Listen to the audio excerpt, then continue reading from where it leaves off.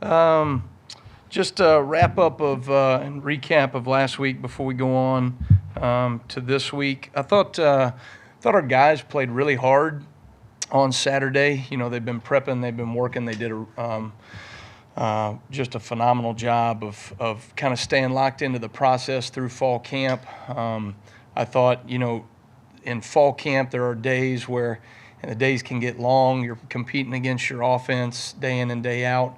And I thought our guys brought energy. They brought focus, a level of detail that was consistent throughout fall camp. And Coach DeBoer said it best to the team the other day: "You get what you deserve." And I thought our players got what they deserve on Saturday in terms of their effort and focus, and those things were really good. Our keys to victory: we said we had to swarm tackle. We had to do a great job of these guys. They force you to make space tackles, and I think for the most part we did that. There was a drive where we had a couple missed tackles on some critical third downs, and we got to get those things cleaned up, particularly in some vision coverage where our guys did not have their eyes on the quarterback, and so their feet weren't in the ground to drive on the ball once the ball was thrown. So we'll get those things cleaned up. We had to handle some of the tempo and the formations and all the and goes, and there's a lot of different screens and goes and all that stuff, trick plays. I thought we handled those things well early. We showed that we could handle some of their tempo early and their formations out of tempo early.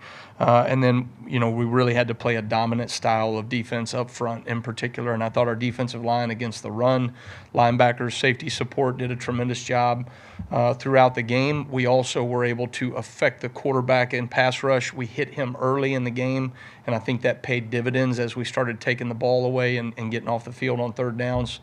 And then also, as you got going, we didn't get, a number of sacks as the game went, but I thought we affected him. And I think we had maybe 4 pass breakups, right, coming from the D-line, guys getting their hands on the ball, tip balls in the area as well. I was really proud of our guys and their fight in the red zone. We went on a 22-play drive, which is never fun for a defense, but our guys did a really good job of staying focused during that time, and really, half the battle in the red zone is just finding the will to be able to fight when it matters most. And I thought our guys did that to be able to get a great fourth down stop down there.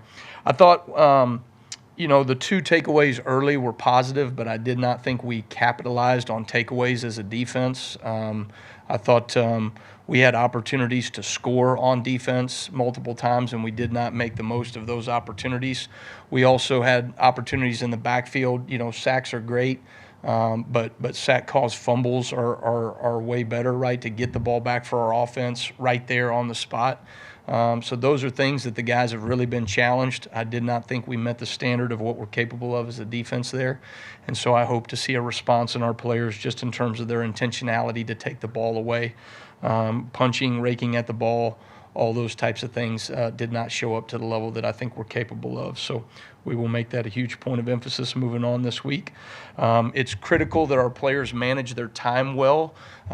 This is the first actual week, right, of the season where you have a Sunday to a Saturday.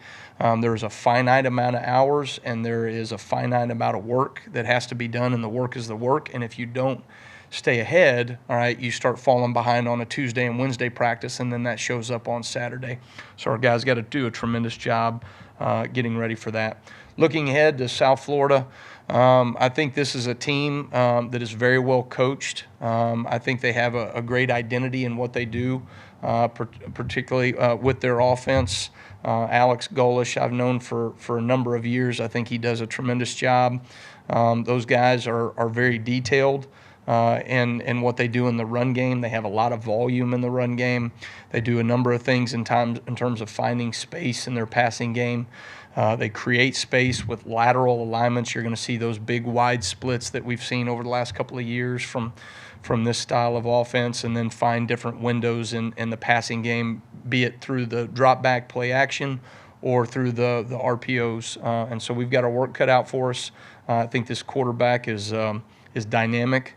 with his feet. He showed that a year ago to us, that he can extend plays, particularly in passing downs with his feet.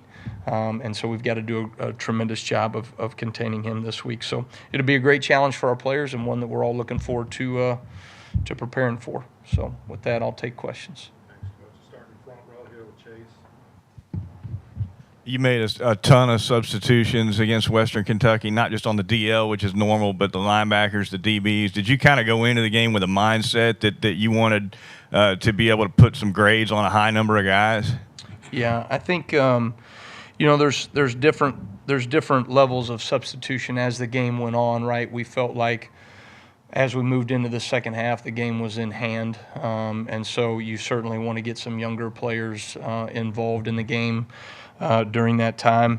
I think players that showed through fall camp that they could be trusted, that they were what we would call above the line to be able to go in during meaningful snaps in the game. There were players that we knew, younger guys, right, that may make mistakes, but they need to be able to work through those mistakes. And so I think as a staff, it's really important early that you push yourself to be able to get players in games, because if you don't, right, they can't learn and grow from those experiences as the season goes on.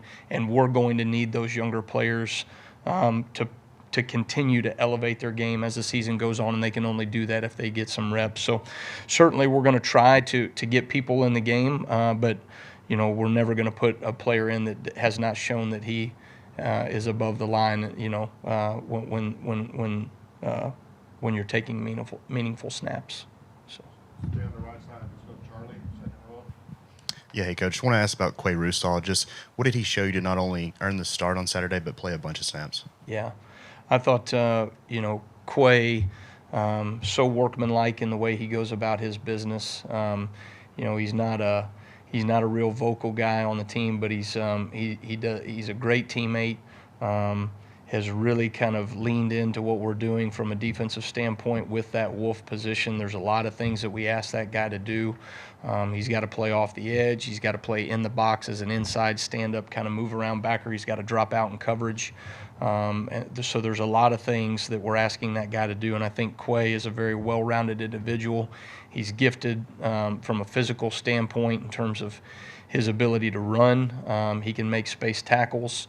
He can also set an edge at the point of attack. And so just his versatility, I think, coupled with the way that he was able to handle our scheme and all the things that we were going to try to do against Western Kentucky in particular, I thought he was very impressive in the first game. All right, front row, Nick.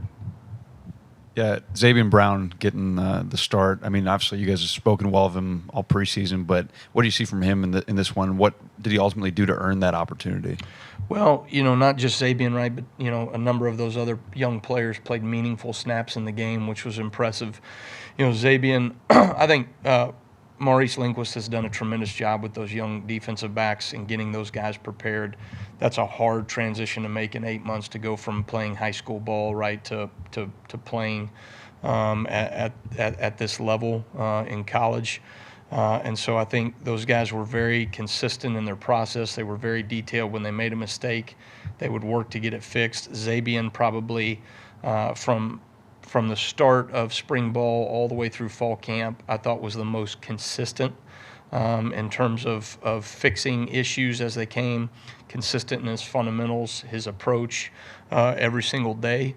And I thought, really he was well deserving to be able to go out there as one of the first 11 to represent our defense. So very proud of the work that he's put into. The challenge to those younger players is they cannot stay the same. They have to continue to elevate their game, their level of focus. One of the great things about, it's a great thing, but it's also a challenging thing in terms of setting standards and expectations. Those standards continue to raise as the season goes on, and so those younger players will have to continue to elevate their game in order to compete at the level that we're going to need them to as we maneuver through the season. Far left, Tony. James Smith seemed pretty disruptive in the middle. What did you see from him, and how much strides has he made heading into his second season? Yeah, I think I think James has really taken some great leaps in terms of his consistency and what we're doing, playing within the framework of the scheme.